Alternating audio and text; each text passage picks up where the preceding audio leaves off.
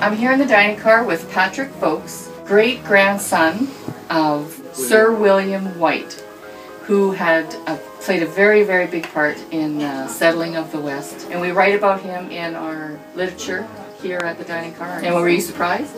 Yes. Yeah. And he literally was the front man for the CPR during the days of Van Horn and Shaughnessy. He developed the West. They sent him out and he'd go to towns and say, I think he was putting a railway through here, and what land do you want to give us, sort of idea.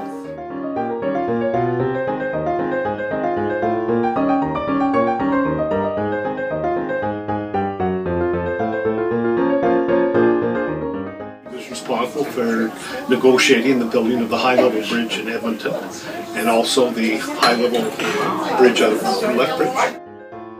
He negotiated the first labor contract for the Canadian Pacific Railroad with the employees. And we write about him receiving a letter that has a connection here for the CPR Gardens. A gentleman sent him a letter, and he would have been the one that implemented the gardens to help settle the West.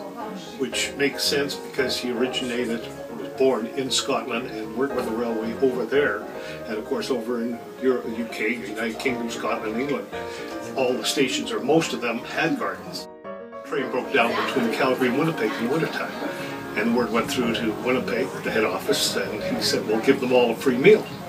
And at that time, Shaughnessy was the president, and he literally tore a strip off my great-grandfather for doing that. He knew it was right. Sure. Yeah. Proud of him. Yes. He looked very proud. Yes, very much so.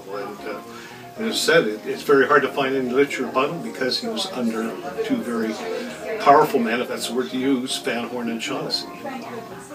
In Edmonton, they named White Avenue in his name because it literally brought traffic in from Strathcona across the river to Edmonton.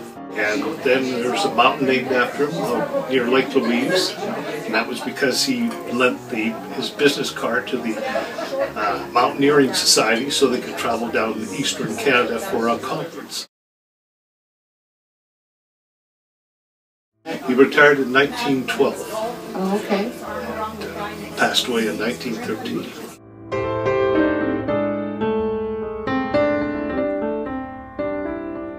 I'm glad you came out today to tell us a story about him. If we don't write this history down, it's going to be gone, and no one's going to ever know. So I sure appreciate you coming out. Well, it's just been delightful. You've done a wonderful job. It's very enjoyable.